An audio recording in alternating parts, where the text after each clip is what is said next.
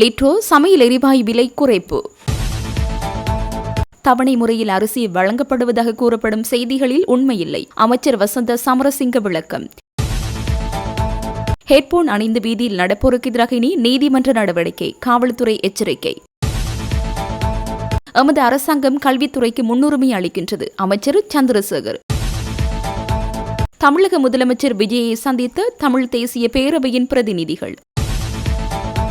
முன்னாள் கடற்படை தளபதி வசந்த கருணாகுடவிற்கு பிணை. தேசிய மக்கள் சக்தி அரசாங்கம் மாகாண சபை தேர்தல் தொடர்பில் எந்தவித அக்கறையும் இல்லாதுள்ளது, அரிய நேத்திரன். வவுனியா மாநகர முதல்வர் பதவி நீக்கம், நீதிமன்றம் அதிரடி. அதிகரிக்கப்பட்ட பேருந்து கட்டண விவரம் வெளியானது. உயர் வருமான அந்தஸ்து கிடைத்தாலும் வறுமை கோட்டில் வாழ்பவர்கள் இருமடங்கு, ஹர்ஷடி சில்வா அதிர்ச்சி தகவல். ரக்கித்த ராஜபக்ச உள்ளிட்ட மூவர் மீளவும் விளக்கமறியலில். எதிர்க்கட்சியின் கீழ்த்தரமான அரசியல் கலாச்சாரம் அம்பலமாகியுள்ளது, மஹிந்த ஜெயசிங்க தெரிவிப்பு. ஒரே இரவில் மாயமான 30 லட்சம் பெறுமதியான மாடுகள். உயிர்த்த ஞாயிறு தாக்குதல் குற்றவாளிகளை உடனடியாக கைது செய்ய ஹிஸ்புல்லா வலியுறுத்தல். லிட்ரோ சமையல் எரிவாயு நிறுவனம் இன்று நள்ளிரவு முதல் அதன் விலைகளை குறைக்க தீர்மானித்துள்ளது. இதன்படி 12.5 கிலோகிராம் சமையல் எரிவாயு சிலிண்டர் விலை 300 ரூபாவால் குறைக்கப்பட்டுள்ளது. அதற்கமைய 4765 ரூபாவாக காணப்பட்ட 12.5 கிலோகிராம் சமையல் எரிவாயு சிலிண்டரின் புதிய விலை 4465 ரூபாவாகும். அதேபோல் 1910 ரூபாவாக நிலவிய 5 கிலோகிராம் சமையல் எரிவாயு சிலிண்டர் விலை 118 ரூபாவால் குறைக்கப்பட்டுள்ளதுடன் அதன் புதிய விலை 1792 ரூபாவாகும். 890 ரூபாவாக விற்பனை செய்யப்பட்ட 2.3 கிலோகிராம் சமையல் எரிவாயு சிலிண்டரின் விலை 55 ரூபாவால் குறைக்கப்பட்டுள்ளதுடன் அதன் புதிய விலை 835 ரூபாய் என லிட்ரோ எரிவாயு நிறுவனம் அறிவித்துள்ளது.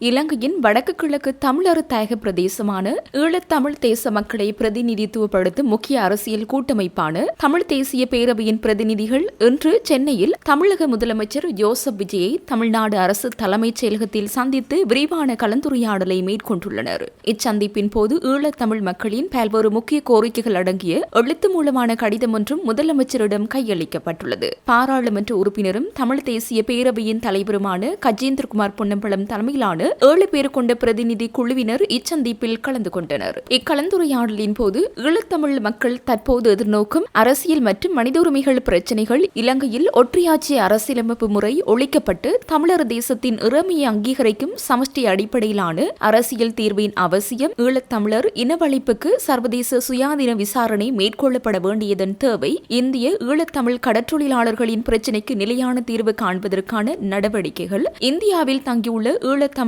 அகதிகளின் நீண்டகால பிரச்சினைகளுக்கு தீர்வு காணுதல் ஆகிய விடயங்கள் கலந்துரையாடப்பட்டுள்ளன. இச்சந்திப்பில் பாராளுமன்ற உறுப்பினரும் தமிழ் தேசிய பேரவையின் தலைவருமான கஜேந்திரகுமார் பொன்னம்பலத்துடன் தமிழ் தேசிய மக்கள் முன்னணியின் பொதுச் செயலாளர் செல்வராசா கஜேந்திரன், தமிழ் தேசிய பசுமை இயக்கத்தின் தலைவர் பொன்னுத்துரை ஐங்கரநேசன், ஜனநாயக தமிழரசு கட்சியின் தலைவரும் சட்டத்திறனியுமான KV தவராசா, தமிழ் தேசிய மக்கள் முன்னணியின் தேசிய அமைப்பாளர் தர்மலிங்கம் சுரேஷ், உத்தியபூர்வ பேச்சாளரும் சிரேஷ்ட சட்டத்திறனியுமான கனகரட்னம் சுகாஸ், கொள்கை பரப்பு செயலாளரும் சிரேஷ்ட சட்டத்திறனியுமான நடராஜா காண்டீவன் ஆகியோர் பங்கேற்றிருந்தனர். அத்துடன் தமிழக சமூக நீதித்துறை அமைச்சர் வன்னியரசும் இந்த சந்திப்பில் இணைந்திருந்தார். வவுனியா மாநகர மேயர் காண்டீபனை பதவியிலிருந்து நீக்கி வடமாகாண ஆளுநரால் வெளியிடப்பட்ட வர்த்தமானிக்கு வவுனியா மேல் நீதிமன்றம் இடைக்கால தடை உத்தரவை பிறப்பித்துள்ளதாக ஜனாதிபதி சட்டத்திரணி MA சுமந்திரன் தெரிவித்துள்ளார். ஆளுநரின் முடிவினை சவாலுக்குட்படுத்தி மனுதாரரான வவுனியா மாநகர சபை மேயர் காண்டீபன் தொடுத்த வழக்கு இன்று வவுனியா மேல் நீதிமன்றத்தில் விசாரணைக்கு எடுத்துக் கொள்ளப்பட்ட போதே இந்த உத்தரவு பிறப்பிக்கப்பட்டுள்ளது. இது தொடர்பாக மனுதாரர் சார்பில் ஆஜராகிய ஜனாதிபதி சட்டத்திரணி MA சுமந்திரன் ஊடகங்களுக்கு கருத்து தெரிவித்த போது வடமாகாண ஆளுநர் வர்த்தமானி அறிவித்தலூடாக வவுனியா மாநகர மேயர் காண்டீபனின் பதவியை நீக்கி அறிவித்தார். அதற்கு எதிராக எழுத்தாணை மனு ஒன்று வவுனியா மேல் நீதிமன்றத்தில் நேற்றைய தினம் தாக்கல் செய்யப்பட்டு இன்று அது விசாரணைக்கு எடுத்துக் கொள்ளப்பட்டது. அதற்கான அறிவித்தல் பிரதிவாதிகளுக்கும் அனுப்பப்பட்டிருந்தது. ஆனால் பிரதிவாதிகள் இன்று சமூகம் அளித்திருக்கவில்லை. அந்த மனுவிலே காணப்படுகின்ற விடயங்கள் தொடர்பாகவும் மனுதாரர் சார்பில் வெளியிடப்பட்ட சமர்ப்பணங்கள் தொடர்பாகவும் மன்ற திருப்தி அடைந்து எதிர் மனுதாரருக்கு அறிவித்தல் சேர்க்கும்படியான ஒரு கட்டளையை நியமித்து தெரிவித்திருக்கிறது. அத்துடன் இந்த மனுவில் 3 இடைக்கால நிவாரணங்களையும் நாம் கோரியிருந்தோம். காண்டீபன்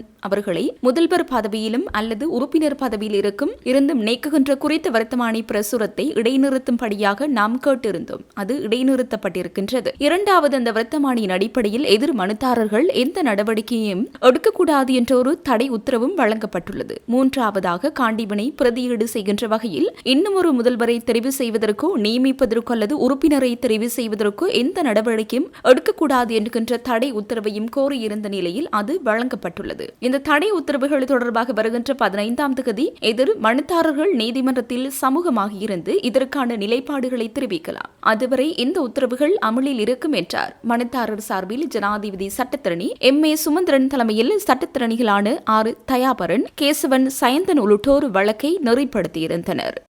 வவுனியா முதல்வர் சுந்தரலிங்கம் காண்டீபனை முதல்வர் பதவியிலிருந்தும் உறுப்பினர் பதவியிலிருந்தும் நீக்குவதாக கௌரவ வடக்கு மாகாண ஆளுநர் வர்த்தமானி பிரசுரம் மூலமாக கடந்த 19ஆம் தேதி ஜூன் மாதம் 19ஆம் தேதி அறிவித்திருந்தார். அதற்கெதிராக எழுத்தாணை மனுவொன்று வடக்கு மாகாண மேல் நீதிமன்றம் வவுனியா அமர்விலே நேற்றைய தினம் தாக்கல் செய்யப்பட்டு இன்று அது ஆதரிப்பதற்காக எடுத்துக்கொள்ளப்பட்டது. இதற்கான அறிவித்தல் பிரதிவாதிகளுக்கும் அனுப்பப்பட்டிருந்தது. ஆனால் நேற்றைய தினம் அனுப்பப்பட்டிருந்த காரணத்தினாலும் என்னவோ அவர்கள் இன்றைக்கு சமூகமாக இருக்கவில்லை. ஆனாலும்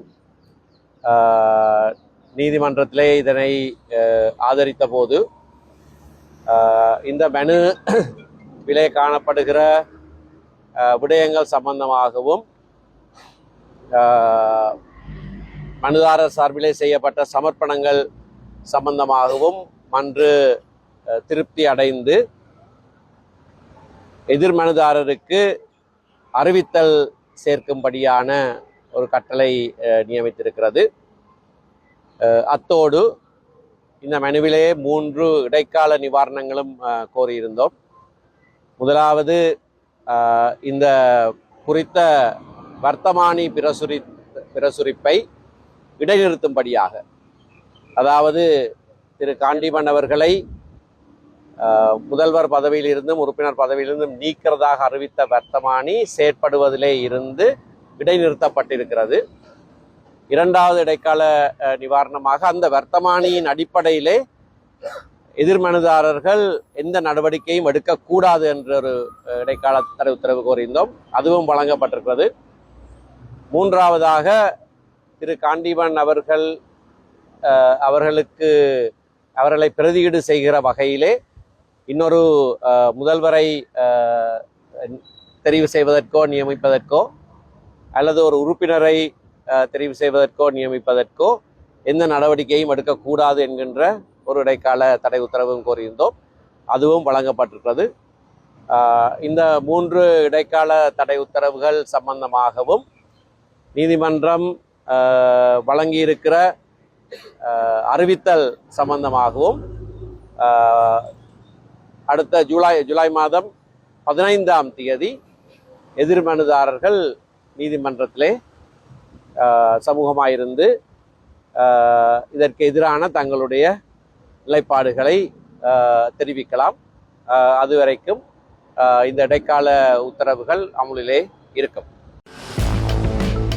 மாகாணத்திற்கான குறித்து ஒதுக்கப்பட்ட அபிவிருத்தி நன்கொடையின் ஊடாக 2026ஆம் ஆண்டிற்கான மாகாண கல்வி அமைச்சின் வேலை திட்டத்தின் கீழ் யாழ்ப்பாணம் இந்து மகளிர் கல்லூரியின் புதிய வகுப்பறை கட்டடத்திற்கான அடிக்கல் நாட்டு விழா இன்று சிறப்பாக இடம்பெற்றது. இந்த நிகழ்வில் கடற்றொழில், நீரியல் மற்றும் கடல் வளங்கள் அமைச்சர் ராமலிங்கம் சந்திரசேகர் பிரதம விருந்தினராக கலந்து கொண்டு அடிக்கல்லினை நாட்டி வைத்தார். இந்நிகழ்வில் உரையாற்றிய அமைச்சர் ராமலிங்கம் சந்திரசேகர் 80 ஆண்டுகளுக்கு மேலான கல்வி சேவையை வழங்கி வரும் யாழ்ப்பாணம் இந்து மகளிர் கல்லூரி வடமாகாணத்தின் கல்வி வளர்ச்சியில் முக்கிய பங்காற்றி வருவதாக குறிப்பிட்டார். ஒரு நாட்டை நிலையான முறையில் கட்டி எழுப்புவதற்கான மிகப்பெரிய முதலீடு மனிதவள மேம்பாடாகும். அந்த மனிதவளத்தை உருவாக்குவதற்கான அடித்தளம் கல்வியே. அதனால்தான் எமது அரசாங்கம் கல்வித்துறைக்கு முன்னுரிமை அளித்து பல்வேறு மேம்பாட்டு நடவடிக்கைகளை முன்னெடுத்து வருகிறது. மேலும் போதைப்பொருள் வியாபாரிகள் மாணவர்களை இலக்காக கொண்டு சமூகத்தை சீரழிக்கும் முயற்சிகளில் ஈடுபட்டு ஏற்படுவதாகவும் அதனால் பெற்றோர்கள் தமது பிள்ளைகளின் நடவடிக்கைகள் குறித்து கூடுதல் கவனத்துடன் இருக்க வேண்டியது அவசியம் என்றும் அவர் வலியுறுத்தினார். மாணவர்களின் கல்வி பயணத்தில் நிலவும் சவால்கள் மற்றும் அழுத்தங்களை கருத்தில் கொண்டு கல்வி சீர்திருத்தங்கள் அறிமுகப்படுத்தப்பட்டுள்ளதாகவும் மாணவர்களின் முழுமையான வளர்ச்சியை உறுதிப்படுத்தும் வகையில் கல்வி முறைமையை மேம்படுத்த அரசாங்கம் தொடர்ந்தும் செயற்பட்டு வருவதாகவும் அமைச்சர் குறிப்பிட்டார். வருடாந்த பேருந்து கட்டண திருத்தத்திற்கமைய எதிர்வரும் 5ஆம் தேதி நள்ளிரவு முதல் பேருந்து கட்டணங்களை அதிகரிப்பதற்கு தேசிய போக்குவரத்து ஆணைக்குழு நடவடிக்கை எடுத்துள்ளது. இதற்கமைய சாதாரண சேவைகளுக்கான குறைந்தபட்ச பேருந்து கட்டணம் 30 ரூபாவிலிருந்து 34 ரூபாவாக அதிகரிக்கப்பட உள்ளதுடன் அதிகபட்ச பேருந்து கட்டணம் 2422 ரூபாவிலிருந்து 2902 ரூபாய் வரை அதிகரிக்கப்பட உள்ளது. அதேபோல் அரை சொகுசு பேருந்து சேவைகளின் கீழ் குறைந்தபட்ச கட்டணமாக காணப்பட்ட 44 ரூபாய் பேருந்து கட்டணம் 51 ரூபாவாக அதிகரிக்கப்பட உள்ளதுடன் அதன் அதிகபட்ச கட்டணமான 3330 ரூபாய் பேருந்து கட்டணம் 4353 ரூபாய் வரை அதிகரிக்கப்பட உள்ளது. ஹெட்போன் அல்லது இயர்போன் அணிந்து இசை கேட்டுக்கொண்டு வீதிகளில் நடந்து செல்லும் பாதசாரிகளுக்கு எதிராக எதிர்காலத்தில் கடுமையான சட்ட நடவடிக்கை எடுக்கப்படும் என காவல்துறை எச்சரித்துள்ளது. போக்குவரத்து கட்டுப்பாடு மற்றும் வீதி பாதுகாப்பு பிரிவின் பணிப்பாளர் சிரேஷ்ட காவல்துறை அத்தியட்சகர் மனோஜ் ரணகல இது தொடர்பாக கருத்து தெரிவித்துள்ளார். தற்போது இவ்வாறான பாதசாரிகளுக்கு எச்சரிக்கை மட்டுமே விடுக்கப்பட்டு வரும் நிலையில் வீதி விபத்துகளின் அபாயம் அதிகரித்து வருவதால் எதிர்காலத்தில் அவர்களுக்கு எதிராக நீதிமன்றத்தில் வழக்கு தொடர நடவடிக்கை எடுக்கப்படும் என தெரிவித்துள்ளார். இலங்கையில் நாளொன்று சராசரியாக 10க்கு மேற்பட்டோர் வீதி விபத்துகளால் உயிரிழக்கின்றனர். இந்த ஆண்டு ஜனவரி 1ஆம் தேதி முதல் ஜூன் 30ஆம் தேதி வரையிலான காலப்பகுதியில் மட்டும் மொத்தம் 1322 வீதி விபத்துகள் பதிவாகியுள்ளதுடன் அவற்றின் மூலம் 1389 பேர் உயிரிழந்துள்ளனர். கடந்த 2025ஆம் ஆண்டுடன் ஒப்பிடுகையில் விபத்துகளின் எண்ணிக்கை 105ஆகவும் மரணங்களின் எண்ணிக்கை 107ஆகவும் அதிகரித்துள்ளது. பாதசாரிகள் மற்றும் சைக்கிள் ஓட்டுநர்களை இதனால் அதிகம் பாதிக்கப்படுகின்றனர். கவனக்குறைவு, வீதி விதிகளை மீறுதல்,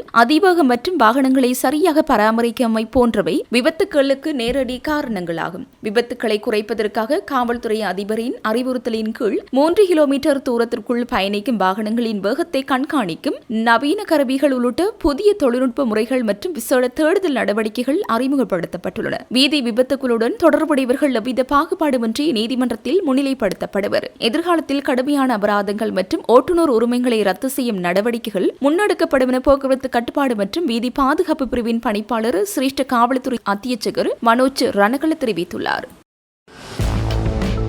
ஊழல் குற்றச்சாட்டு தொடர்பில் கைது செய்யப்பட்ட முன்னாள் கடற்படை தளபதி வசந்த கருணாகுடவை பிணையில் செல்ல அனுமதித்து கொழும்பு நீதவான் நீதிமன்றம் உத்தரவிட்டுள்ளது. லஞ்ச ஊழல் ஆணைக்குழுவின் அதிகாரிகள் மற்றும் சந்தேக நபர்கள் சார்பில் முன்னிலையான சட்டத்தரணிகள் முன்வைத்த சமர்ப்பணங்களை பரிசீலித்த பின்னரே கொழும்பு பிரதான நீதவான் அசங்கேஸ் போதரம இந்த உத்தரவை பிறப்பித்தார். 2006ஆம் ஆண்டு இலங்கை கடற்படைக்கு நிறைவேற்று பிரிவு அதிகாரியாக உரிய தகுதிகளை பூர்த்தி செய்திராத ஜோஷித்த ராஜபக்சவை இணைத்துக் கொண்டவை மற்றும் அதுவரை காணப்பட்ட நடைமுறைகளுக்கு புறம்பாக பிரித்தானிய அரச கடற்படை கல்லூரியின் பயிற்சி பாடநெறி ஒன்றிற்காக அரசாங்க பணத்தை செலுத்தி ஜோஷித்த ராஜபக்சவை அதில் பங்கேற்க செய்தமை ஆகிய நடவடிக்கைகள் மூலம் ஊழல் புரிந்ததாக கூறப்படும் சந்தேகத்தின் பேரில் லஞ்ச ஊழல் விசாரணை ஆணைக்குழுவினால் முன்னாள் கடற்படை தளபதி கைது செய்யப்பட்டிருந்தமை குறிப்பிடத்தக்கது. நாட்டில் தவணை முறை அடிப்படையில் அரிசி வழங்கப்பட போவதாக கூறப்படும் செய்திகளில் எவ்வித உண்மையும் இல்லை என்று இலங்கை வர்த்தக, வாணிப, உணவு பாதுகாப்பு மற்றும் கூட்டுறவு அபிவிருத்தி அமைச்சர் வசந்த சமரசிங்க தெரிவித்துள்ளார். அரசு சேவை முகாமைத்துவ உத்தியோகத்தர்கள் சங்கத்தின் 28வது வருடாந்த மாநாடு கோட்டை ஓய்வு பெற்ற இராணுவத்தினர் சங்க மண்டபத்தில் நடைபெற்றது. இந்த நிகழ்வில் கலந்து கொண்டு உரையாற்றும் போதே அமைச்சர் மேற்கண்டவாறு குறிப்பிட்டார். அங்கு அவர் மேலும் தெரிவிக்கையில், தற்போது அரசாங்க களஞ்சிய சாலைகளில் பெருமளவிலான நெல் இருப்பு உள்ளதால் அடுத்த போக நெல் அறுவடையை சேமிக்க வேண்டுமாயின் தற்போதுள்ள நெல் இருப்புகளை அரிசியாக்கி சந்தைக்கு விநியோகிக்க வேண்டிய தேவை ஏற்பட்டுள்ளது. இதன் காரணமாக களஞ்சிய சாலைகளில் உள்ள நெல்லை அரிசியாக்கி அதனை அசஸ்மெண்ட் நலன்புரி திட்ட பயனாளிகளுக்கும் அரசாங்க ஊழியர்களுக்கும் சலுகை அல்லது எளிய முறையில் விநியோகம் செய்ய முடியுமா என்பது குறித்து அரசாங்கம் ஆலோசித்து வருகிறது. இது விவசாயிகளின் நெல்லுக்கு நியாயமான விலையை பெற்றுத் தருவதற்கும் நுகர்வோருக்கு குறைந்த விலையில் அரிசியை வழங்குவதற்கும் எடுக்கப்படும் ஒரு சமநிலையான முயற்சியாகும். இந்த எளிய விநியோக செயல்முறையை தவறாக புரிந்து கொண்டல்லது வேண்டும் என்றே திசை திருப்புவதற்கு எதற்காக அரசாங்கம் தவணை முறையில் அரிசி தரப்போகிறது என்று சிலர் உண்மைக்கு புறம்பான கருத்துக்களை பரப்பி வருகிறார்கள். விவசாயிகளையும் நுகர்வோரையும் பாதுகாப்பதே அரசாங்கத்தின் நோக்கம். எஞ்சிய அரிசியை வெளிநாடுகளுக்கு ஏற்றுமதி செய்வது மற்றும் அரிசி மாற்றார்ந்த உற்பத்திகளை ஊக்குவிப்பது குறித்தும் அரசாங்கம் கவனம் செலுத்தி வருகிறது. மேலும் விவசாயிகளிடமிருந்து மிக குறைந்த விலைக்கு நெல்லை கொள்வனவு செய்து அவற்றை களஞ்சியப்படுத்திய பின்னர் தங்களுக்கு தேவையான பெரும் லாபத்திற்கு விற்கும் சில நெல் ஆலை உரிமையாளர்கள் நாட்டில் காணப்படுகின்றனர். இவ்வாறு மக்களின் உழைப்பை சுரண்டி சொகுசு வாழ்க்கை வாழும் விடயம் குறித்து அரசாங்கம் தலையிடுவதை விரும்புவதில்லை. கடந்த காலங்களில் 260 ரூபாவுக்கு விற்கப்பட வேண்டிய கீரி சம்பா உள்ளிட்ட அரிசி வகைகளை 400 ரூபாய் வரை அதிக விலைக்கு விற்று நுகர்வோரை இவர்கள் சிரமத்திற்குள்ளாக்கியதால் நுகர்வோர் அதிகார சபை ஊடாக சட்ட நடவடிக்கை எடுக்கப்பட உள்ளது. சந்தையில் ஏற்பட்ட இந்த விலை ஏற்றத்தை கட்டுப்படுத்தவும் நுகர்வோருக்கு சாதகமான விலை உருவாக்கவும் கீரி சம்பாவிற்கு மாற்றீடாக ஒரு குறிப்பிட்ட அளவு அரிசியை தற்காலிகமாக இறக்குமதி செய்ய அரசாங்கம் தீர்மானித்துள்ளது. இதற்காக 1 மாத காலத்திற்கு மாத்திரம் அரிசி இறக்குமதி மீதான கட்டுப்பாடுகள் தளர்த்தப்பட்டதன் காரணமாக தற்போது சந்தையில் அரிசி விலை கட்டுப்பாட்டுக்குள் கொண்டுவரப்பட்டுள்ளது. அடுத்த 6 மாதங்களுக்கு தேவையான அரிசி இருப்பு நாட்டில் காணப்படுகிறது. மேலும் கடந்த காலங்களில் நெல் சந்தைப்படுத்தல் சபை மற்றும் சதோஸ் ஆகிய பொது நிறுவனங்கள் பல பில்லியன் ரூபாய் நட்டத்தை எதிர்நோக்கி இருந்த போதிலும் தற்போதைய அரசாங்கம் நெல் கொள்வனவுக்காக கடந்த அமைச்சரவை கூட்டத்தில் 6000 மில்லியன் ரூபாவை ஒதுக்கியுள்ளது என்றார். முன்னாள் நீதியமைச்சர் விஜயதாஸ் ராஜபக்சவின் மகனான சட்டத்தரணி ரக்கித ராஜபக்ச ஐக்கிய மக்கள் சக்தியின் ஹொரணை தொகுதியின் முன்னாள் அமைப்பாளராக பணியாற்றிய சரிதா பேசிங்க மற்றும் சிவில் விமான போக்குவரத்து அதிகார சபையின் முன்னாள் பணிப்பாளரான அருண வருஷ ஹென்னதிக ஆகிய மூவரும் எதிர்வரும் 17ஆம் தேதி வரை மீண்டும் விளக்கமறியலில் வைக்கப்பட்டுள்ளனர். குறித்த 3 சந்தேக நபர்களும் கொழும்பு பிரதான நீதவான் நீதிமன்றத்தில் ஆஜர்படுத்தப்பட்டதை அடுத்து இந்த உத்தரவு பிறப்பிக்கப்பட்டுள்ளது.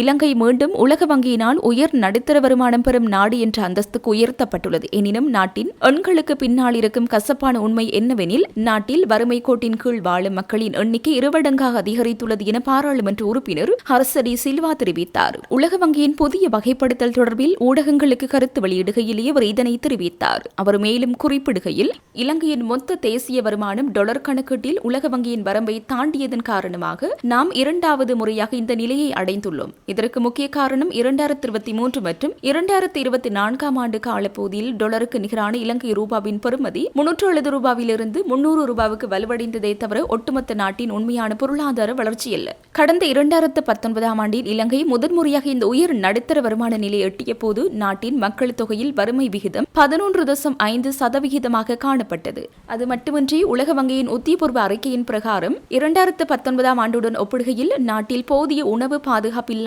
ஏழை மக்களின் எண்ணிக்கை தற்போது 3 மடங்காக அதிகரித்துள்ளது என்ற அதிர்ச்சியூட்டும் உண்மையும் வெளிவந்துள்ளது. அரசாங்கத்தைச் சேர்ந்த சிலர் இந்த புதிய வகைப்படுத்தலை ஒரு பெரிய வெற்றியாக கொண்டாடி வருகின்ற போதிலும் ஒரு நாட்டின் உண்மையான நிலையான அபிவிருத்தி என்பது ஒரு சிறிய குழுவினரிடம் மட்டும் செல்வம் குவிவதல்ல, மாறாக நாட்டின் ஒட்டுமொத்த மக்களுக்கும் அதன் பலன்கள் சென்றடைவதேயாகும். தற்போதைய பொருளாதார எண்கள் வரும் கண் துடைப்பாகவே உள்ளன. ஏனெனில் வசதி படைத்தவர்கள் மேலும் முன்னேற ஏழை எளியவர்கள் மேலும் நலிவடைந்துள்ளனர் என்பதை இந்த தரவுகள் காட்டுகின்றன. அரசாங்கம் தற்போது எரிபொருள் விலை குறைப்பு போன்ற தற்காலிக சலுகைகளை காட்டி மக்களை ஏமாற்ற முடியாது. எரிபொருள் விலை குறைந்தாலும் மக்கள் அன்றாடம் பயன்படுத்தும் பேருந்து கட்டணங்கள் உயர்த்தப்பட்டுள்ள விசித்திரமான சூழலே நாட்டில் நிலவுகிறது என்றார்.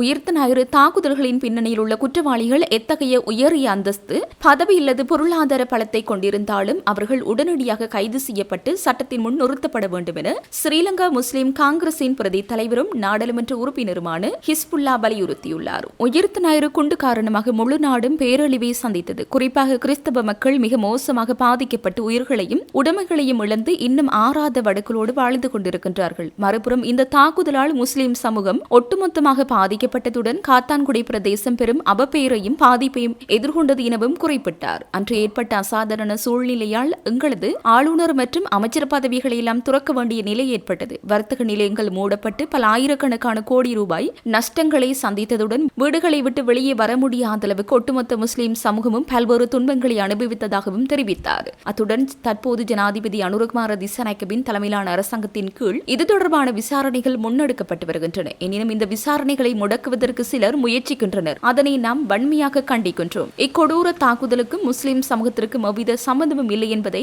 நற்சான்றிதழை இந்த சமுதாயம் பெற வேண்டிய தேவையுள்ளது. எங்கள் மீது சுமத்தப்பட்டுள்ள இந்த பாரிய இழிவிலிருந்து முஸ்லிம் சமூகம் விடுபட வேண்டும் எனவும் அவர் இதன்போது சுட்டிக்காட்டினார். எனவே அரசாங்கம் முன்னெடுக்கும் இந்த நேர்மையான விசாரணைகளுக்கு முஸ்லிம் சமூகம் தனது பூரண ஒத்துழைப்பை வழங்க தயாராக உள்ளது. குற்றவாளிகளின் பதவி, பட்டம் அல்லது அந்தஸ்தை பார்க்காமல் அவர்கள் யாராக இருந்தாலும் உடனடியாக கைது செய்யப்பட்டு பாதிக்கப்பட்ட மக்களுக்கு நீதியும் முஸ்லிம் சமூகத்திற்கு விடைவும் கிடைக்க அரசாங்கம் நடவடிக்கை எடுக்க வேண்டும் என்றும் அவர் மேலும் தெரிவித்தார். ஈஸ்டர் குண்டு தாக்குதலில் பட்ட போது அதிகமாக பாதிக்கப்பட்ட ஒரு பிரதேசம் காத்தாங்குடி பிரதேசம். அதிலும் குறிப்பாக முஸ்லிம் சமூகம் முழு நாட்டிலும் பாதிக்கப்பட்ட ஒரு சமூகம். எங்களுடைய ஆளுநர் பதவிகள், அமைச்சர் பதவிகளை எல்லாம் துறக்க வேண்டிய ஒரு சூழ்நிலை ஏற்பட்டது.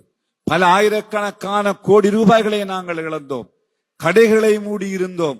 வீடுகளை விட்டு வெளியே வர முடியாத அளவு பல்வேறுபட்ட துன்பங்களையும் துயரங்களையும் மொத்த முஸ்லிம் சமூகமும் இந்த ஈஸ்டர் தாக்குதலூடாக பாதிக்கப்பட்டது.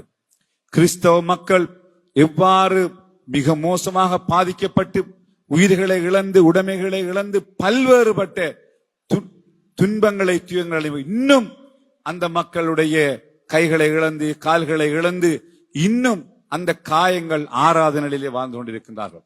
இது தொடர்பிலே அதிமேதகு ஜனாதிபதி அனுரகுமார திசாநாயக்க அவர்கள் அது தொடர்பான விசாரணைகளில் இடம்பெறுகிறது.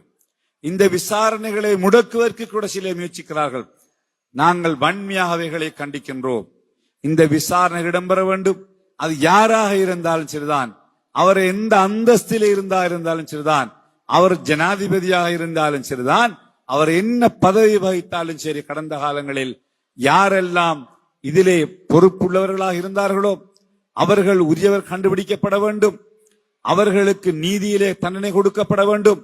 முஸ்லிம் சமூகம் இந்த படுகொலைக்கும் இந்த ஈஸ்டர் தாக்குதலுக்கும் எந்த சம்பந்தமும் இல்லை என்ற அந்த சர்டிபிகேட்டை இந்த சமுதாயம் பெற வேண்டியிருக்கிறது.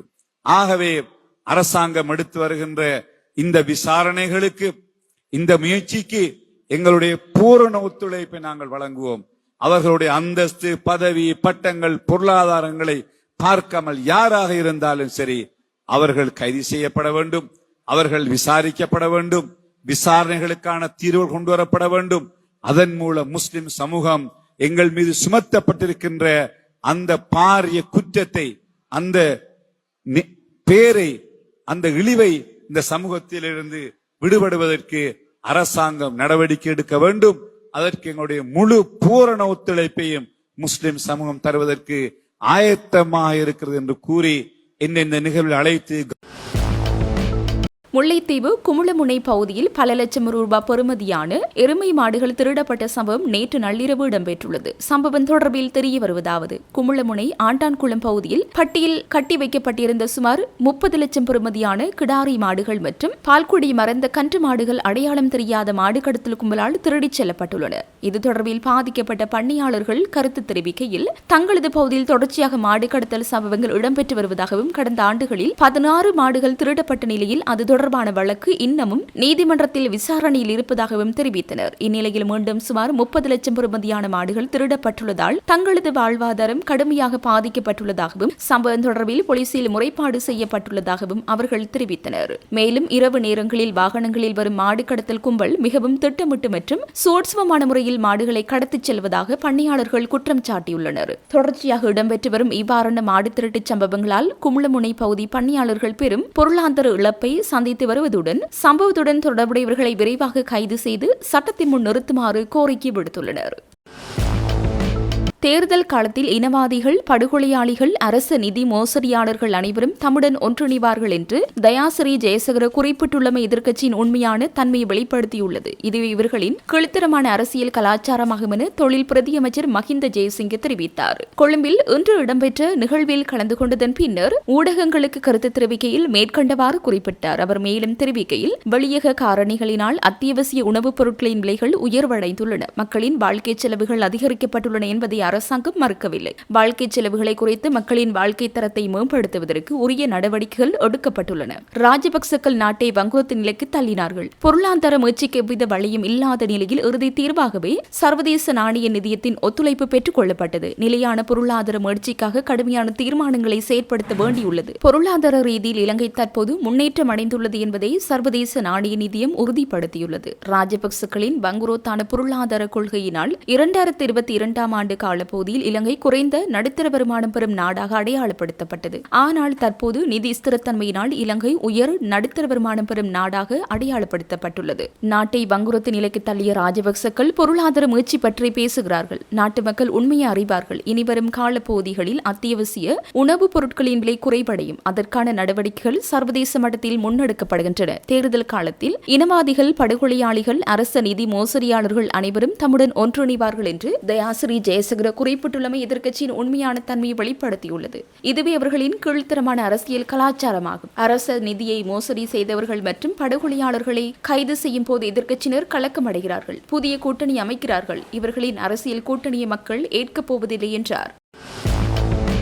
தேசிய மக்கள் சக்தி அரசாங்கம் பதவியேற்று 2 வருடத்தை எட்ட உள்ள நிலையில் மாகாண சபை தேர்தலை நடத்தாமல் இழுபறி நிலையில் பின்போடப்பட்டு மாகாண சபை தேர்தல் தொடர்பில் எந்தவித அக்கறையும் இல்லாமல் இருந்து வருகின்றது என மட்டக்களப்பு மாவட்ட தமிழ் தேசிய கூட்டமைப்பின் முன்னாள் பாராளுமன்ற உறுப்பினர் பாக்கிய செல்வம் அரியநேத்திரன் தெரிவித்துள்ளார். வடக்கு கிழக்கு மாகாணங்களில் ஆளுநர்களின் அதிகாரம் என்பது அவர்கள் நினைத்தபடி அதிகாரத்தை பயன்படுத்தும் நிலை காணப்படுவதாக குற்றச்சாட்டு உள்ளது எனவும் அவர் அரசை சாடியுள்ளார். மட்டக்களப்பில் இன்று காலை இடம்பெற்ற ஊடகவியலாளர் சந்திப்பின் போது கருத்து தெரிவிக்கையில் இவ்வாறு தெரிவித்தார். அவர் மேலும் தெரிவிக்கையில், தேசிய மக்கள் சக்தியின் செல்வாக்கு குறைந்து கொண்டு வருவதை வைத்துக் கொண்டவர்கள் அந்த விடயத்தை காரணம் காட்டாமல் தேர்தலை பிற்போடுகின்றனர். மாகாண சபை தேர்தலில் மாகாண சபை முறைமை என்பது 1987 ஜூலை 29 மக்களின் அதிகார பகிர்வுக்காகவே கைச்சாத்திடப்பட்டது. வடக்கு கிழக்கு மாகாண சபையாக இருக்கலாம் அல்லது ஏனைய சபையாக இருக்கலாம். இங்கு ஜனாதிபதி நியமனத்தை வைத்துக் கொண்டு ஆளுநர்களால் அதிகார துஷ்பிரயோகம் இடம்பெற்று வருவதாக ஒரு கருத்தும் உள்ளது. இவ்வாறான விடயங்களை எம்மால் ஏற்றுக்கொள்ள முடியாது. உடனடியாக ஜனாதிபதி அனுரகுமார திசாநாயக்க அவர்கள் தேர்தலை நடத்த வேண்டும். இல்லை என்றால் வடக்கு கிழக்கு மாகாணங்களில் ஆளுநர் தனது அதிகார வரம்புக்கு அப்பால் தன்னிச்சையாக செயற்படும் செயற்பாடுகளை கட்டுப்படுத்த வேண்டும். இலங்கை இந்திய ஒப்பந்தம் 13வது திருத்த அரசியல் பகிர்வின்படி மாகாண சபைக்கு வழங்கப்பட்ட அதிகாரங்கள் ஏற்கனவே ஆட்சி செய்த ஜனாதிபதிகளினால் புடுங்கப்பட்டு வந்திருக்கின்றது.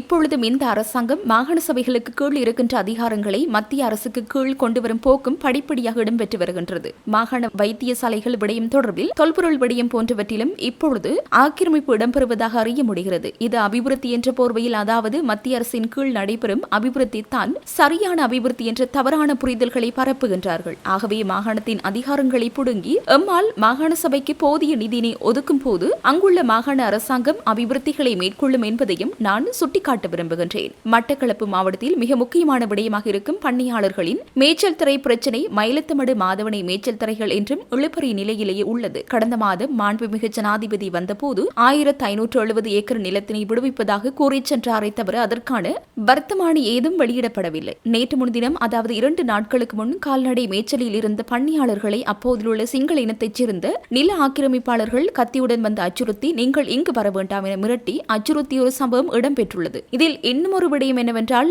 அரச கட்சியை விடுத்து ஜனாதிபதிக்கு எதிரான வேறு சிங்கள கட்சியைச் சேர்ந்தவர்கள் இந்த அரசாங்கத்தை மக்களிடம் நல்லவர்கள் இல்லை என்று காட்டுவதற்காகவும் மக்கள் மத்தியில் ஒரு அதிருப்தி ஏற்படுத்துவதற்கும் இவ்வாறு செய்யலாம் என்பதையும் சிந்திக்க வேண்டும். மேய்ச்சல் தரை பிரச்சினை வெறுமனே பணியாளர்களின் பிரச்சினை மாத்திரமல்ல. மட்டக்களப்பு மாவட்டத்திலே நில அபகரிப்பு செய்து சிங்கள குடியேற்றங்களை அத்துமீறி செய்து இருக்கின்ற இனப்பரம்பலை குறைப்பதற்காகவே ஏற்கனவே மஹிந்த ராஜபக்சவினால் திட்டமிடப்பட்ட திட்டமாகும். அந்த திட்டம் இப்போது வரை உள்ளது என தெரிவித்தார்.